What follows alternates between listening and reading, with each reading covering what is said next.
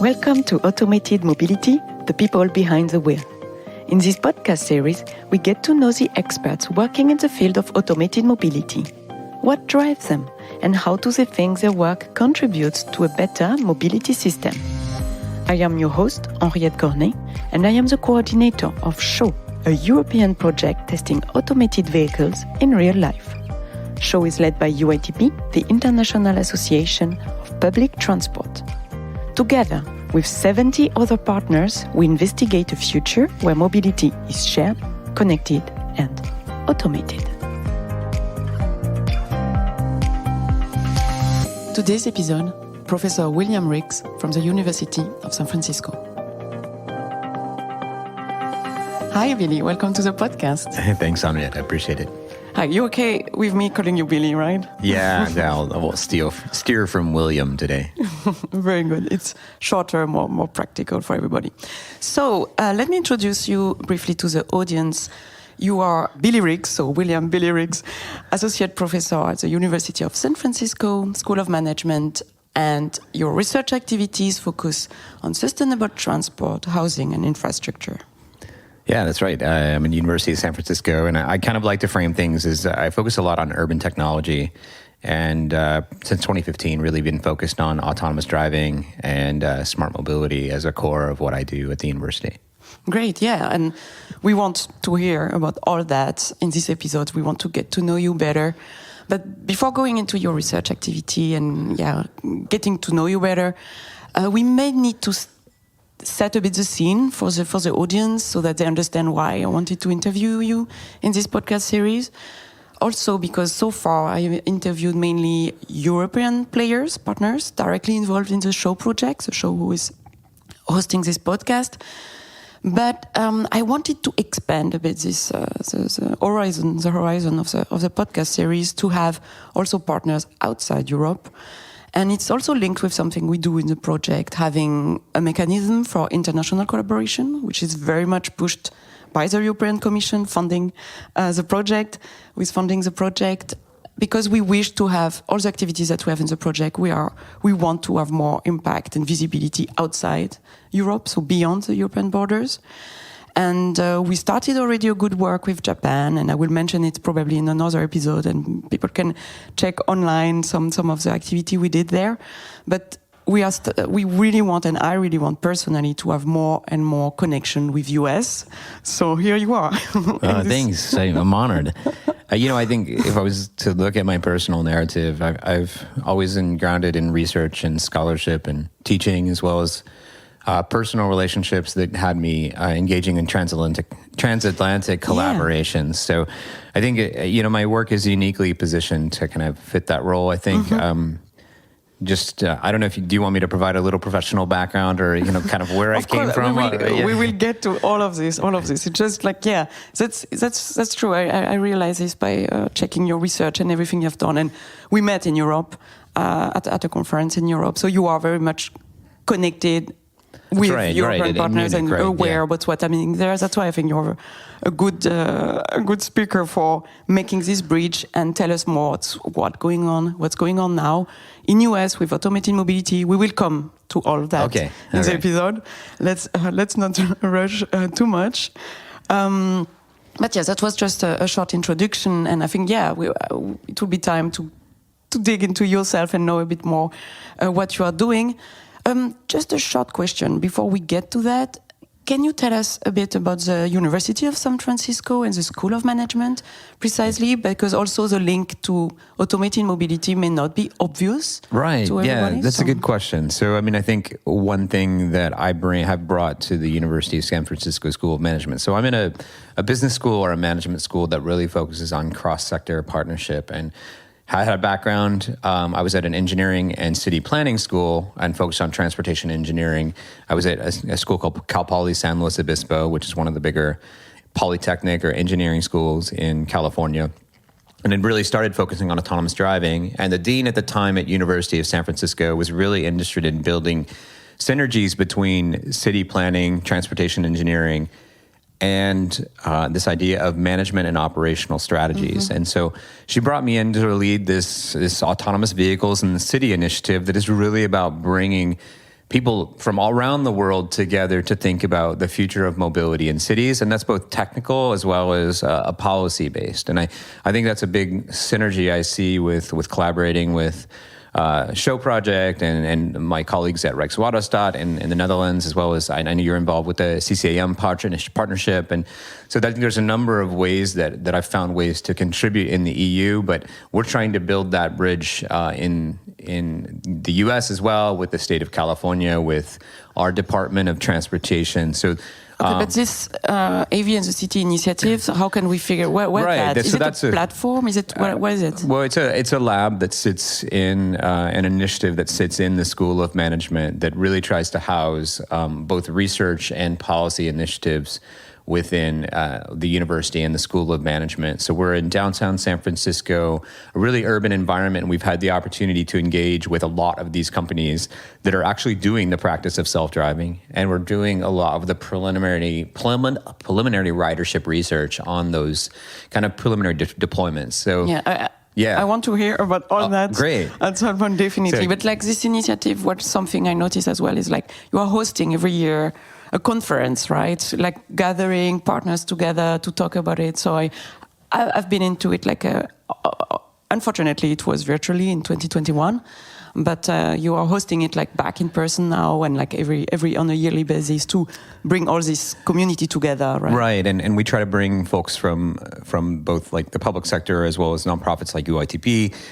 We brought in a MOS-based provider from South Africa a couple years ago.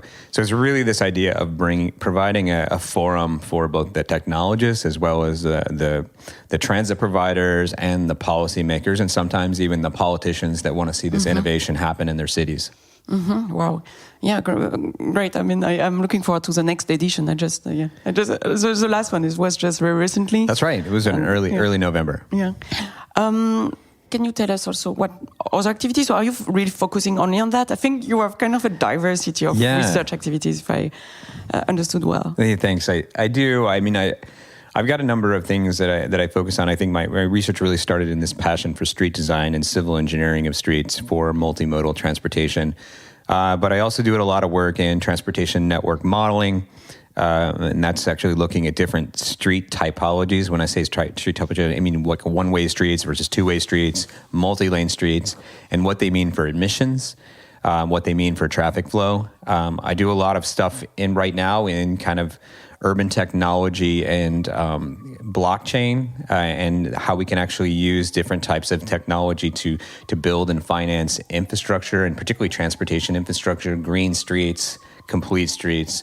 And so I think it's all grounded in how we use technology, really focused on pretty much mobility and housing as the core. Mm-hmm.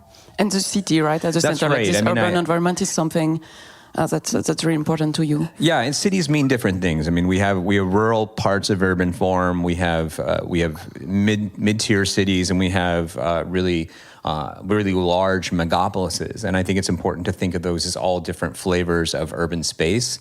And so I try to, you have to tailor different mobility solutions for these different environments. And maybe we can talk a little bit about that later on in the podcast. Yeah, definitely. We should. And also, you wrote a book on this very topic, right? And I think we should get to it at some point at this episode. I mean, Sure, I'd be happy to dive into it. More about it. It will be more about like, I want to hear about your vision and so on. But before that, how did you end up in this position? Oh my gosh, I've had a long journey. So I graduated with my master's degree in city planning. My background actually was in history, art, and architecture history, which is bizarre. I'm from Kentucky and Indiana. I took a job after my master's degree in urban planning. I ended up taking a civil engineering job with the federal government. I was an engineering technology technician with the Coast Guard. So I designed piers and mooring facilities for boats. And what happened is I got more and more interested in connecting transportation. And at that point in time, I was looking at search and rescue for surfers, believe it or not. And we were looking at how our helicopters could actually better rescue surfers. I was also looking at like how we could actually, when there's an oil spill, so the Coast Guard is responsible for oil spills, how we could actually get the people who had to travel in cars from their homes to the place where their C-130s, the big planes, could actually deploy this oil spill response stuff. So I became really interested in transportation at that point. I had a background more in urban design and economics at that point, and really ended up doing a PhD at UC Berkeley, focused in transportation planning and engineering. Consulted for a little while and then found myself in a series of academic roles at both Berkeley and San Jose State University in California, eventually at Cal Poly, where I was for 6 years, and then now in this kind of new blended role where I'm doing both engineering and I think a little more management and operation at University of San Francisco School of Management. Thanks for setting the scene. I think it was good to get to know your background a little bit.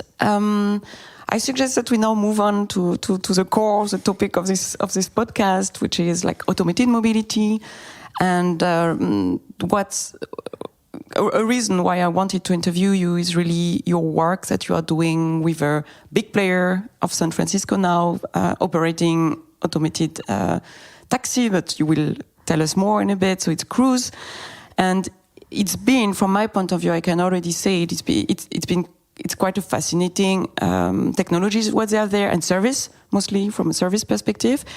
And yeah, everyone is looking at that now, not only Cruise, there is also Waymo, there is other players in the States. And we are, from a European perspective, we are very curious about that. And I would love to hear more. So could you describe the service to the audience? Imagine someone who doesn't know at all what it is. How would you describe it, and what Cruise is originally, and where it comes from, and the service? And I want to maybe start off by saying, I think that we can say that California doesn't have the lock on smart people nor smart driving.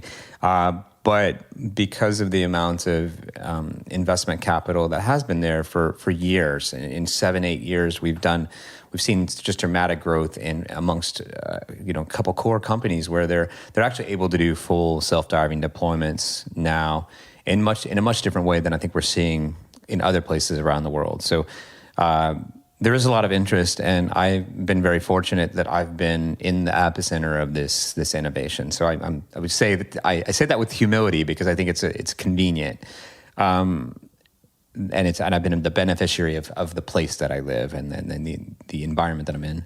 But yeah, so I do a lot of work with a number of these players, but most recently have been a part of what I think is the first ridered pilot where we've had individuals in vehicles and we've been studying the behavior of those, like real passenger, yeah, right? like real passengers in fully self-driven cars. I think what we would call them in industry is level 4 vehicles. So driving in almost all conditions and fully self-driving. No person in the front of the vehicle is what we call a safety driver. Mm-hmm. And no one behind the wheel. Yeah, the people behind the wheel. There is no one behind the wheel. So I think you would ask a little bit about kind of what these services look like in the U.S. Is that right? Yeah, correct. Yeah. And Cruise also as a company. Yeah, so Cruise is a unique company, and I think there are a lot of flavors. I mean, Cruise is unique because it is owned in totality by an OEM. So it's a little different, for example, than some of the other companies, whether or not Zoox, which is actually a subsidiary now of Amazon, or Waymo, which is a subsidiary of Google, so more owned by a software company that doesn't actually have an automotive manufacturing component. So they're not actually building software for their own vehicles. Cruise is unique. They're owned by GM, and they actually, even though they had a SoftBank investment early on, they've actually been able to buy that. So SoftBank being a Chinese investment company, they've been able to buy that out. So they actually are wholly owned by Cruise now, a couple other minor investors, but Cruise is the main investor in the company, and I think it gives it a unique kind of scaffolding where you have the vehicle manufacturer really manufacturing a purpose-built vehicle for the software componment. And in terms of robustness, I can imagine that's just... So, I mean, I think if you were to... Sorry to cut you off, but I think there is a unique aspect of how the sensors and the physical attributes on the vehicles really corresponds with the software that's ingesting that data and then actuating the vehicle or having the vehicle perform out in the environment. That makes this Cruise experiment really unique. But in terms of kind of nuts and bolts on how the Cruise service works, They have their own unique app where anyone on their smartphone, or actually you can use a dial-a-ride. You will eventually be able to use a non-smart phone. So if you have a push-button mobile phone, you can use the service. But the idea is that you can get an on-demand ride that would come get you within certain parameters. Right now, they're just looking at off-peak hours for transit, and that's what we did for our assessment. We've done all the assessment on their preliminary rides. So 10 p.m. to 5 a.m., something like that. Yeah, so right now, what the service looks like is between the hours of 10 p.m. and 5 a.m., you can use your phone to get a ride.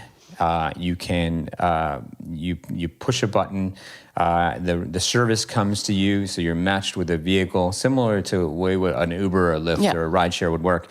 When the vehicle comes up, it is actually locked, so it is a secured vehicle, and you have to actuate. You have to press a button on your phone to be able to access the vehicle. Vehicle takes you through, in a fully video-based, interactive, screen-based program.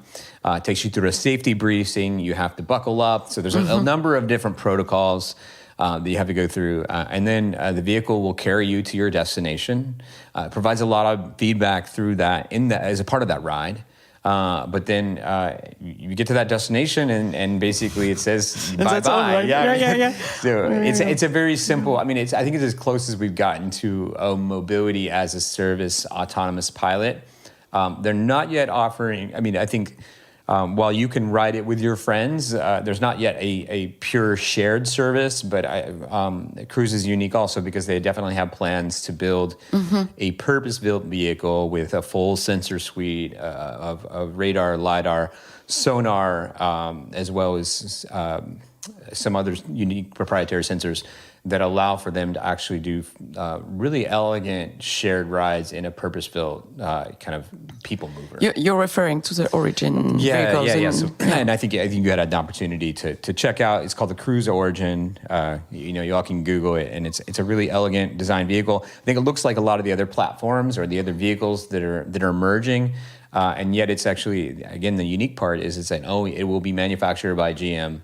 And it'll be built on the existing technology and the existing platform that's out there, and then it'll incorporate everything that they're learning through using these. I should mention, these are actually being operated with Chevy Bolts right now. So exactly. That people can gather. It's really passenger cars, like the standard passenger cars. Yeah, and I think the important thing to remember too is that it is unique amongst self-driving cars is they've committed to, and why I felt comfortable as an academic really doing research on their stuff is they've committed to an all-electric fleet, which I think if we think about like many of us, whether or not we're European or American, we're looking at this idea of electric as well as automated. So we really want a clean, automated, and then shared fleet. And I think that's, if we look at a progression, they're starting off with the benchmark being, let's automate and go electric first, and then we'll move towards a shared platform once we can build this robust service where we've done proof of concept. And you have to say, these companies, whether or not it's Waymo and Cruise, they're driving in San Francisco, which I know you've been there. It's not an easy driving environment. It may be comparable to many European cities as well. So I think it is a pretty bold project. It's not like Des Moines, Iowa, or something like that. It's not a place with simple traffic conditions. So it's a pretty fascinating time and place to be doing this evaluation. Still, to make it clear for everybody to understand again how it works, so to say, for now, they cannot go everywhere in the city, right? It's what we call the operational design domain, this ODD. Yeah, is that a term that you use in Europe? Yeah, we do. Okay. We do the same. So it's for the audience listen to us. It's really just an area, a place where the vehicle are able to operate. Or how would you define it? Yeah, I think it's actually a little more complicated, and I've got a couple presentations on this, but they have a spatial ODD. They have a time-based ODD. So there's restrictions on both streets and locations that they've agreed with policymakers they can operate in. There's time-based times that they can operate in.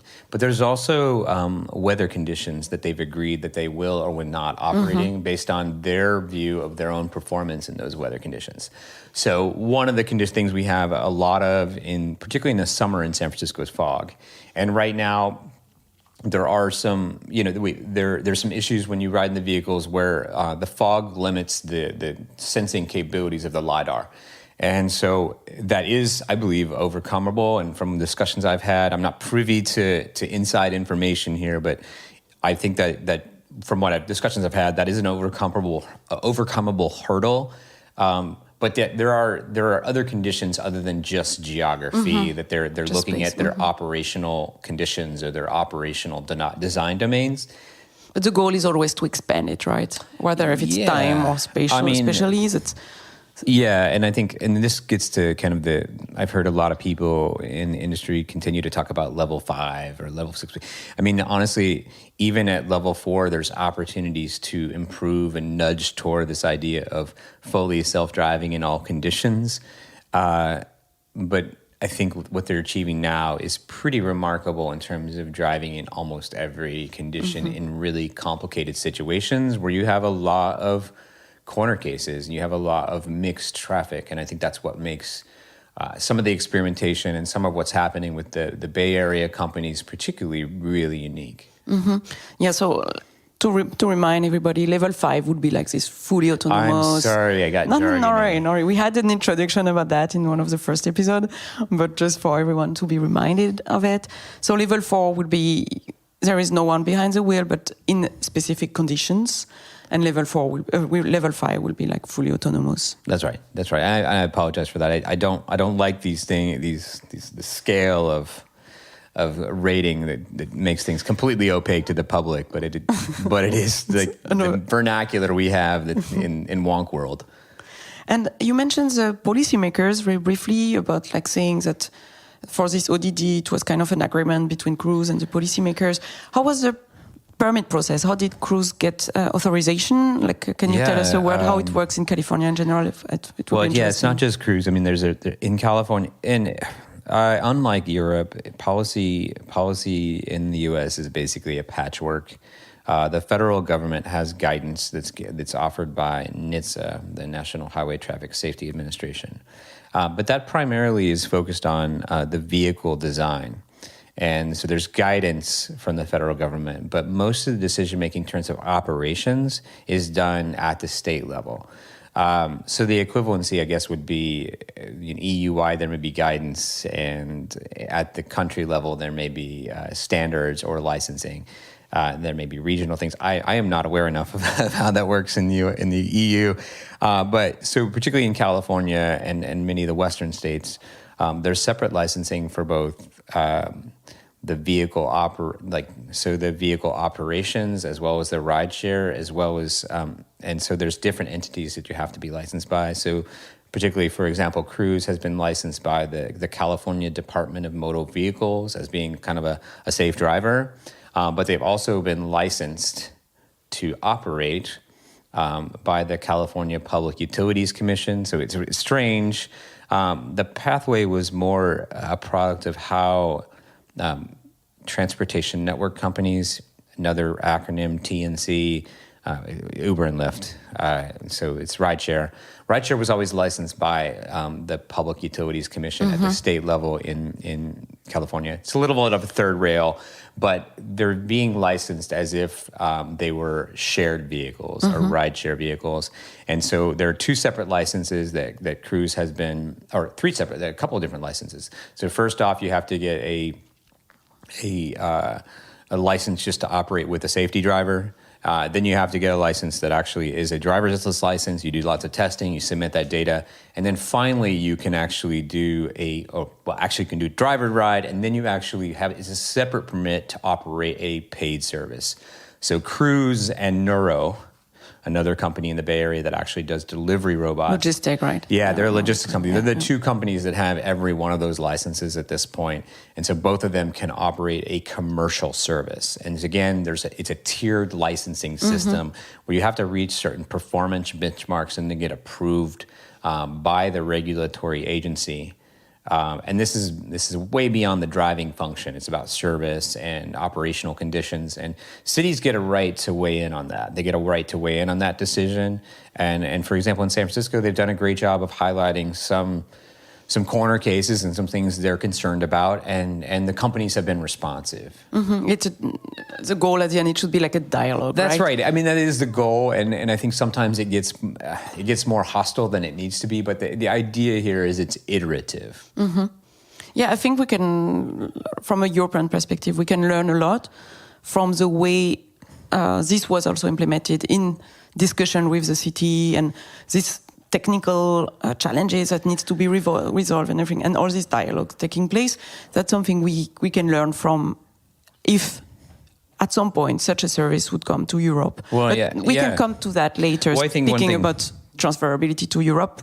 I would like to put that aside, if you're okay. Yeah, it's fine. It's fine. I would like now to dig into a bit more detail regarding the studies that you have, these ridership studies that you have conducted, because I found it very interesting. But maybe I will put the link for the paper that relate to that in the description of the episode. But can you present it to the audience? What was the goal of the study? What you wanted to investigate, and what you found out? Yeah, well, so we had a unique opportunity to take a subset of students of mine, about 300 students, and actually put them, before there was a paid ride service, put them in vehicles to really understand travel behavior during these off-peak hours when transit was less frequent. And so really the idea was to think about how you could supplement or complement service in a way that was elegant and allowed for, didn't poach your transit service, but also allowed for off-peak service that was elegant and affordable.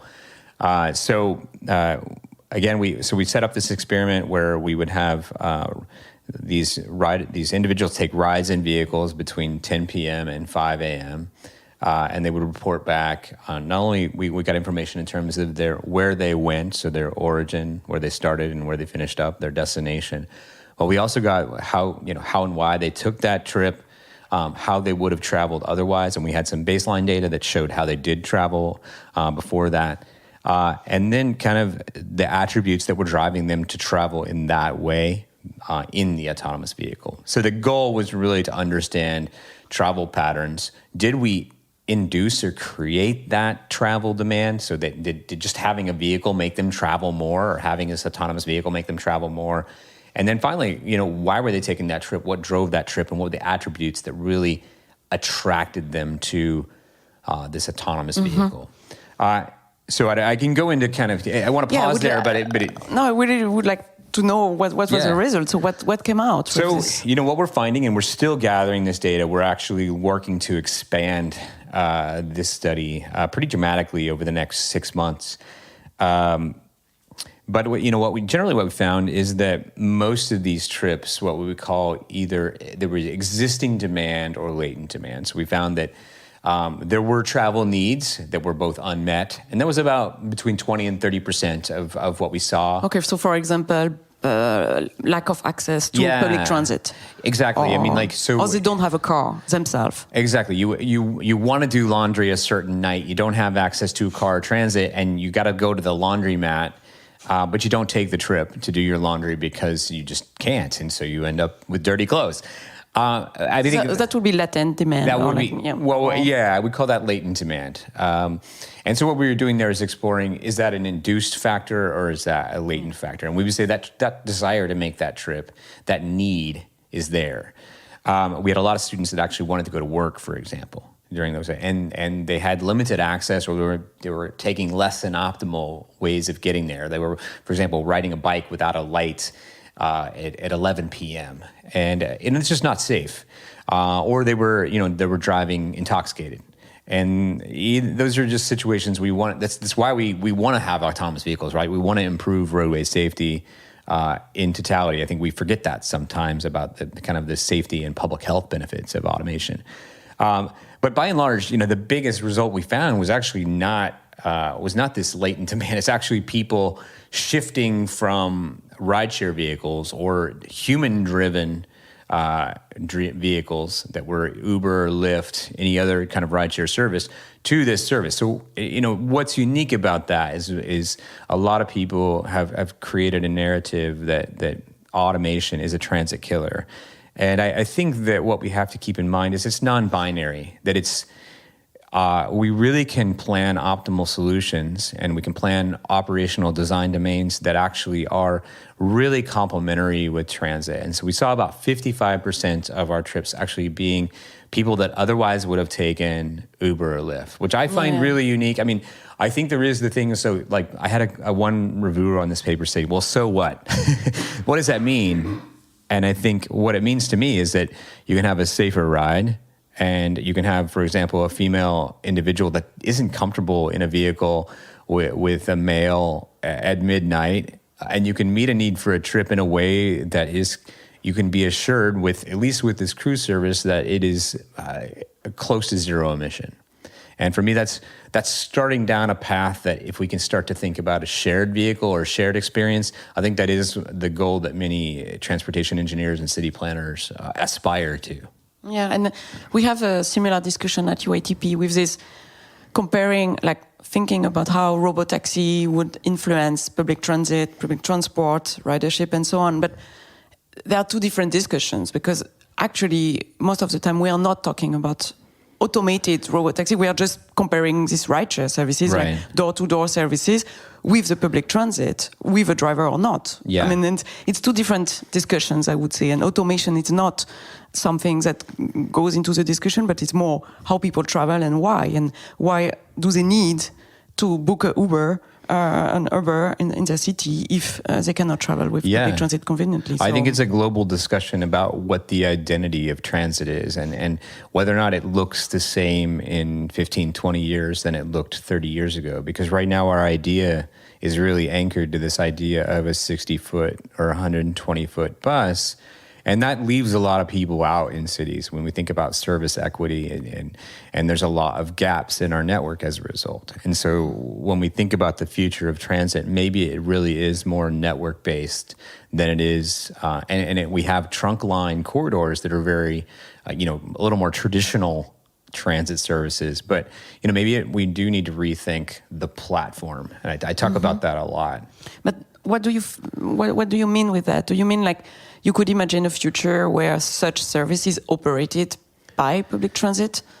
Like, is it under the umbrella of a public transit authority, or how do you envision it? Yeah, that's a good question. I tend to steer from making that decision because I think it's an evolution, and we'll see kind of how it works. But I tend to try to think that these are non-binary solutions where you can actually have a private service that serves a public transit. Serves a public transit system, or you can have a transit operator that either contracts with or decides to procure a service, or maybe you have a big enough transit operator that can develop their own service. Candidly, from a business operation standpoint, I think that's really economically inefficient. But for the operator to operate themselves. For the operator to, I think it's capital-wise, it's really hard for an operator to buy a purpose-built vehicle, develop the software for it. It's not achievable. And when you think about the capital that's been spent, and not with public money. I told you before, when we were preparing for this, I told you there's $5 billion that's been spent on development of autonomous driving between two companies, Cruise and Waymo. And that's impressive. Looking at what we are doing in the show project, and we are very grateful for the money we got from the money that we are getting from the commission, but at the end it's 30 million euros among 70 partners. So we come to a limitation that when I hear of such investments, like we can see a clear gap. Yeah, and I think it's important to keep in mind that people get afraid when they see private money going to something that is perceived as a public good or a public service. Mm-hmm. But one thing to keep in mind is that when you spend this much money on providing a ride, if there's one thing that can give public transit operators surety, is that you really have to maximize the service density to recoup the capital investment. And so both these companies are incentivized to maximize people miles in vehicles.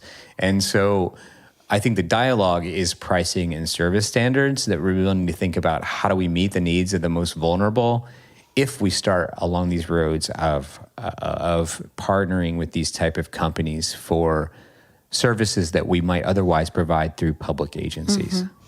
So it could look like in the future that they they kind of has to make agreements with city where to operate, or staying similar than cruise, right? Where and when. Yeah. To be sure that, okay, there is some areas of the city that are not covered by public transit, and it could be a good place to start with, something like that. Yeah, and I think there's opportunities for deep subsidization for certain neighborhoods or certain interest groups or individuals. One thing that I've thrown out to our partners at Cruise, since we've had such a great research writer pilot, is let's extend a discounted fare program. So I'm unique we're a very urban campus, and we're a transit first campus. So we try to get our students to ride transit, bike, or walk.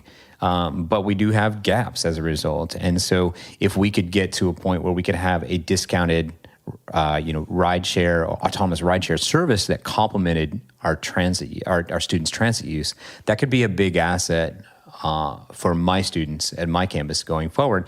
And I think it's important to keep in mind, students are not just something to dismiss, particularly that live in an urban area. Just because they're students doesn't make them participants in our transportation ecosystem. So I hear a lot of times with research, oh, you did research on students, and so it doesn't matter. And I was like, no, that actually does matter. They're important parts of our ecosystem. And in our case, they live in the urban community in San Francisco. And I think that's a very close parallel to many universities in the EU as well.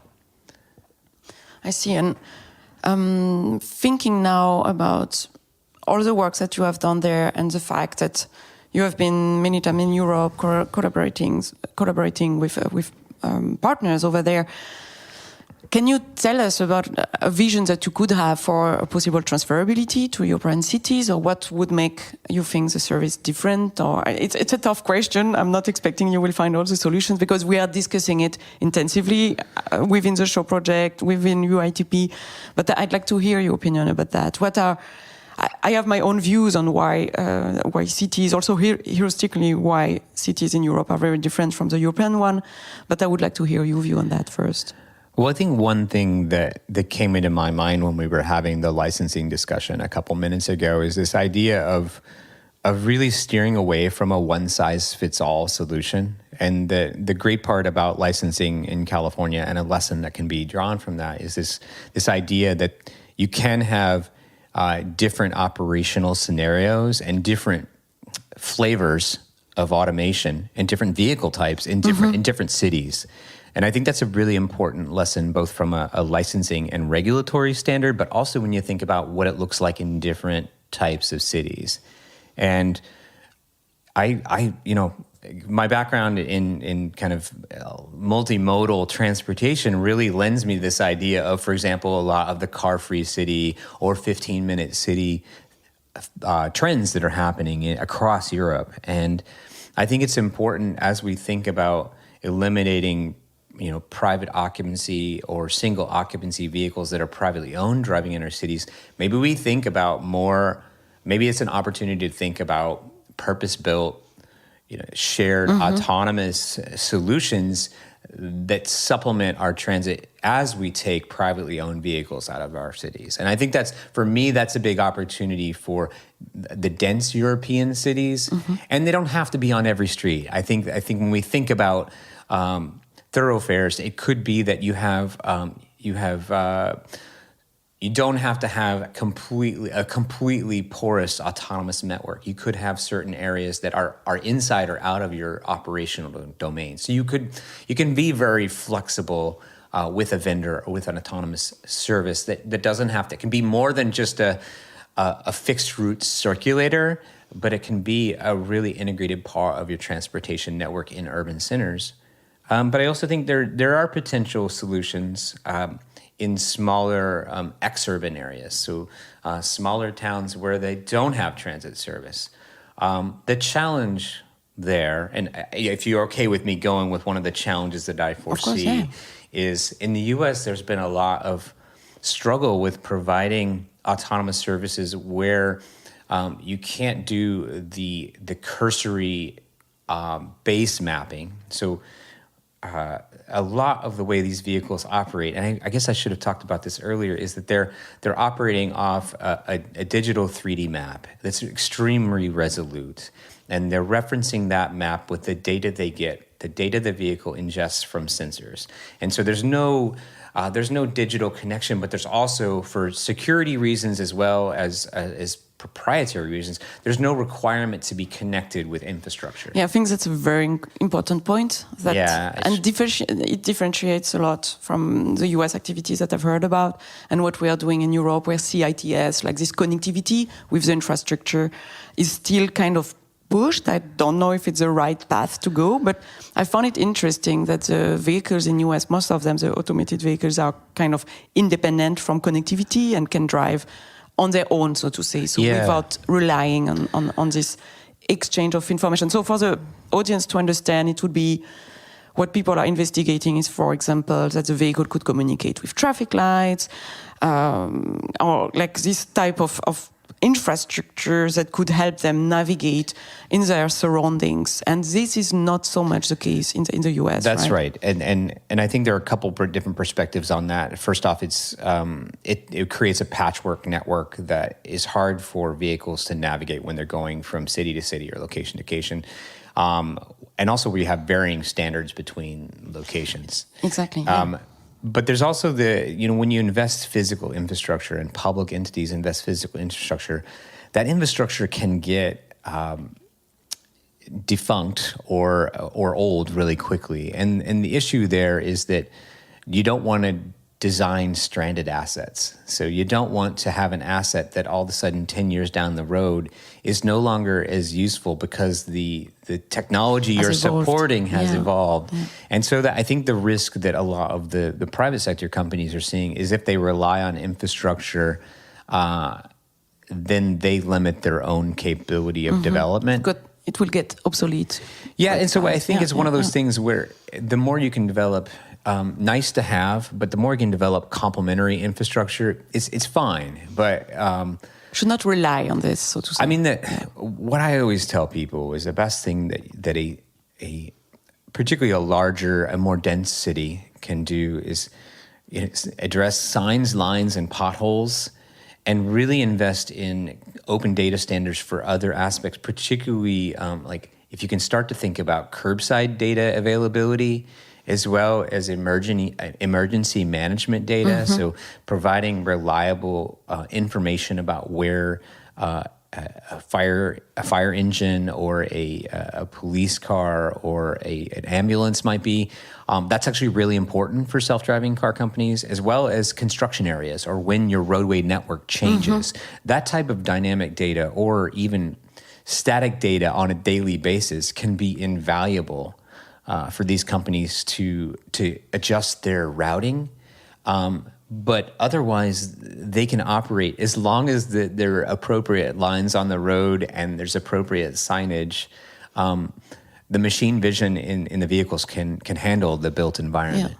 And a word again about the 3D map so that people realize it. So we have, for example, we are all familiar with, for example, Google Map, which will be only 2D, but the vehicle will have something similar embedded in 3D, meaning you have like this resolution. More resolution, more details about the built environment, but it's basically the same, right? And what I found a bit surprising is that each manufacturer, service operator is building his own 3D map. And that is something like, I don't know the answer here, but I've thought a lot about particularly smaller municipalities and looking at incentivizing autonomous companies to come to them if they could leverage providing digital maps of their road or providing a certain level of resolution that a self-driving car company could start with. Now, then again, you'd kind of have to have a vendor chosen because you might have different standards from vendor to vendor, or you'd have to be shopping,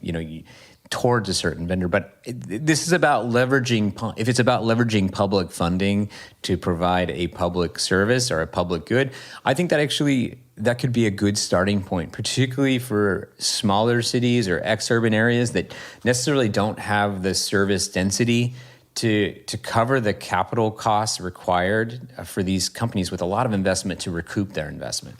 I think you give us really a very, very good overview about what's going on in the US and what are the challenges and the opportunities that will be addressed. And I'm really excited of seeing all this work also transferred to Europe in some way, and that we manage to keep a bridge between the two continents.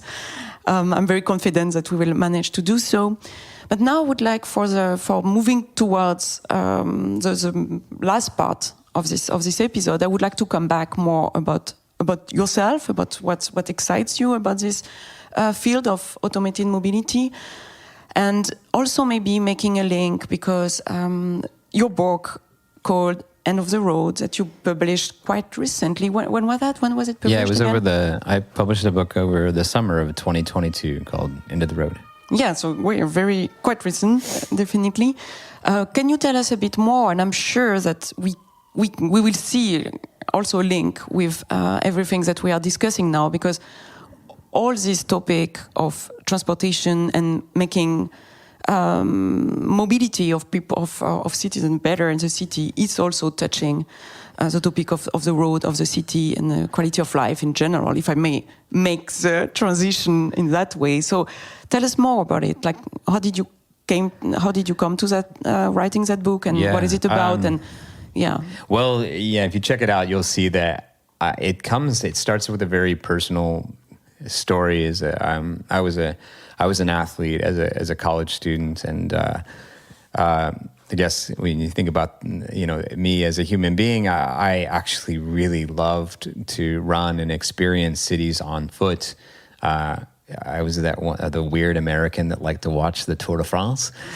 So there you go, Henri. You have okay. We don't have that in common. So, but no, I think what happened with me is as I was finishing up my studies, and I was really kind of at my prime as an athlete, I actually ruptured my Achilles tendon, and I talk about this in the book about how it was really one of these moments where I lost mobility, and I had a plan to go to the Netherlands to study. I was trying to spit out Groningen. I was going to go to Groningen and study cycling and cycling design in the Netherlands, and was going to spend some time in Sevilla. And at the time, I felt like my life was over, and I also had a scholarship at Oxford where I was studying some architectural and urban design features, as well as some comparative politics. So I did about 6 months of rehab and was able to recover my ability to walk and run pretty miraculously. Was ended up really, and this kind of starts my transatlantic journey, is that I was able to come to Europe and really invest in kind of a lot of these dense walkable areas that I'd been fascinated by as a runner, as a pedestrian, and traveled all around, explored some places that I'd studied both in the U.S. and as well as at Oxford. And I think it really set up the theory that I talk about in the book, that streets can be more. They can be for autonomous vehicles, but they can also be for children, for play, for living, for commerce, for protest. Like social roads, right? Yeah, I mean, I think we sometimes use the term livable streets, but I think, or complete streets, and I think that I made the phrase, there's a Corbusier, who's a French designer in the middle part of the 20th century, said that we must kill the road. And he was talking about it from an automotive standpoint, that we needed to redesign roads so we could actually maximize automotive throughput.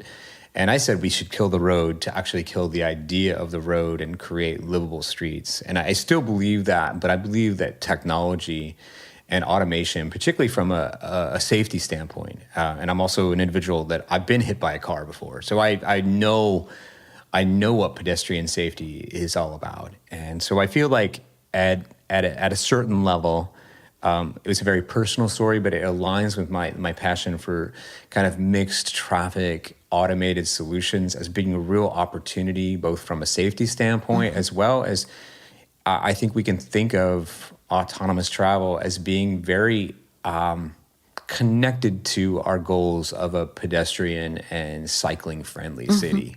So how does a perfect city look like? Well, your point I of view? don't think it looks that much different than a lot of the aspirational goals, for example, that Copenhagen and Amsterdam and Paris have put forward, where your first option really is to have all the attributes that you'd want as a resident of an urban space within a walking or a cycling distance from you. And then you mentioned this 15-minute city before, right? I did, yeah. The Carlos Moreno concept that you can have everything that you need within a 15-minute walk or cycle from your home, and I think that's a very aspirational goal. I think it is I'm not sure if it's been looked at from an equity lens and in terms of how we think about kind of who has a right to live in the city, and I think that's a little bit of I did a lot of study on kind of this idea of inclusivity and walkable and cyclable areas and whether or not we were slightly exclusive in many of our cities. And that's, in my mind, that's a function of how we build housing at the same time, how we don't just think about transportation solutions, we think about housing solutions. In the Netherlands, they're doing a lot of work on building mobility hubs that I think are exportable throughout Europe as well as throughout the U.S. and doing a much better job than we're doing in the U.S. So, can you describe a mobility hub? What is a mobility hub? Well, I think it's probably akin to what we talked about years ago about transit-oriented development, but it's actually multimodal. It's thinking about how can we build transit-efficient housing, so housing that is adjacent to transit or near transit, but that also has opportunities for walking, cycling, and maybe these new microtransit solutions that connect you to other areas. Yeah, exactly. And so, but it may, I believe it also includes rideshare or maybe in the future, autonomous or robotaxi type solutions. So these mobility hubs are really like nodes, kind of like meeting points of all these modes come together. If it's walking, cycling, transit, and so on, they are. Yeah, and I think the concept, even the logistic, I've heard like these mobility hubs could be even connected with delivery services and so on. And I think the concept is really, if you can think of it as, it's rail is the backbone. And then when you think about, moving beyond rail, there are efficient ways to carry people or for people to get beyond your trunk lines, your core lines that are most efficient. And in your, I'm going to use American term, in your 1 mile or your 1K to 5K range, that's probably your bikeable range. And in 1K, that's probably your walkable range. And so when you think about that from a, and I'll go back to like 1 mile to 5 mile or, 1K to 6K or 10K. Beyond that, that's really when you start kind of needing these more efficient regional connectors. Yeah. And maybe that looks different in terms of bus service or transit service in the future from a technology standpoint, but also from a cost effectiveness standpoint than it does today. Is there anything you would like to highlight to close this episode? Some publication maybe you have written recently, something you are working on now, anything?